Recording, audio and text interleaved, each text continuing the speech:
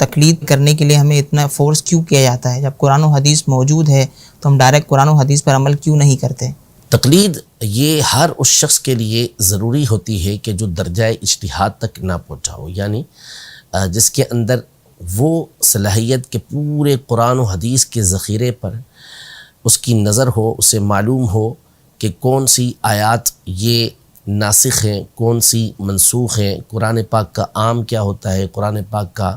خاص کیا ہوتا ہے، کس کے ذریعے سے کسی چیز کا حکم واجب ثابت ہوتا ہے، کس دلیل کے ذریعے کسی آیت سے حکم جو ثابت ہو رہا ہوتا ہے وہ مستحب ہو رہا ہوتا ہے، پھر احادیث طیبہ اس کی نظر میں ہو، اسے معلوم ہو کہ یہ جو آپس میں احادیث بعض اوقات ہمیں متعارض یا ٹکراتی ہوئی نظر آتی ہیں تو ان کا آپس میں معنی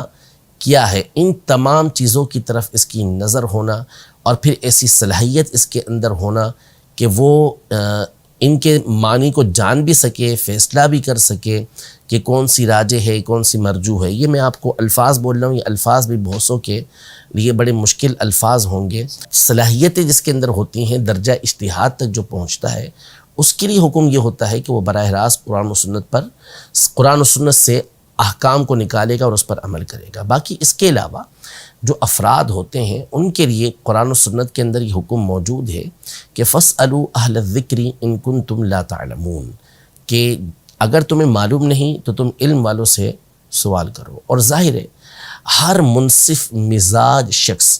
ہر عقل سلیم رکھنے والا شخص اس بات کو بخوبی جانتا ہے۔ عام طور پہ لوگ وہی ہوتے ہیں کہ جن کے اندر یہ صلاحیت موجود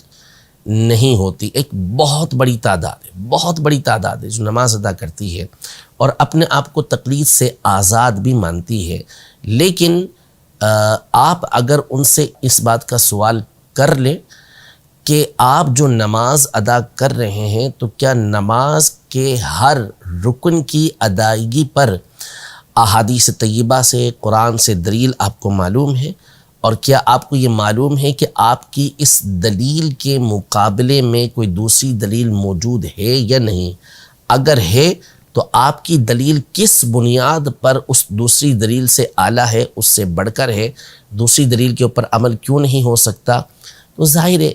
کہ ایک عام شخص اس بات کا فیصلہ نہیں کر سکے گا۔ تو ائمہ مجتہدین زمانہ صحابہ کرام علیہم الرضوان سے یہ سلسلہ چلتا ہوا آ رہا ہے کہ جن علماء کے اندر، جن صحابہ کرام علیہم الرضوان کے اندر، جن تابعین کے اندر، جن تبع تابعین کے اندر یہ صلاحیتیں ہوتی تھیں کہ وہ قرآن و سنت کی روشنی میں احکام کو بیان کرتے،